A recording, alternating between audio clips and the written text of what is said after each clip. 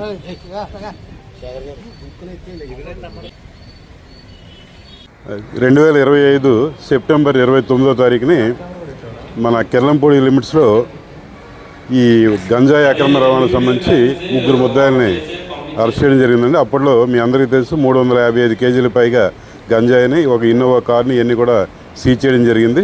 అప్పట్లో ఎవరంటే కదం సింగ్ అని, తర్వాత సువన్ కంకర్దేవి, అలాగే మాపీ కన్వర్ అని చెప్పి 3 అప్పట్లో అరెస్ట్ చేయడం జరిగింది. ఇందులో ప్రధాన ముద్ద ఎవరంటే లాక్ సింగ్ అండి. లాక్ సింగ్ మన కేసుల నుంచి తప్పించుకున్న తర్వాత కూడా ఆయన ఈ వ్యాపారం ఆపలేదు.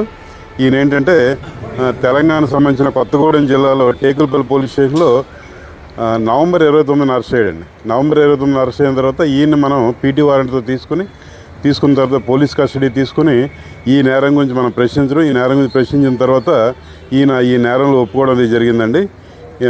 ఒప్పుకున్న తర్వాత ఈయన్ని అప్పుడు ఈ లాక్ సింగ్ని ఈ కేసులో మనం అరెస్ట్ చేసాం. ఆయన యొక్క ఇన్ఫర్మేషన్ బేస్ చేసుకుని మరికొంతమంది ముద్దాయిలను మనం ఐడెంటిఫై చేయడం జరిగింది.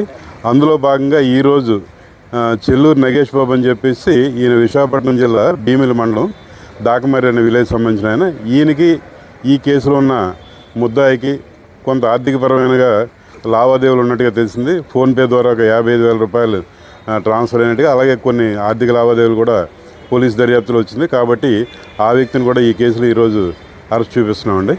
ఆయన ప్రజెంట్ అయితే ఎంపీటీసీగా ఉన్నారు.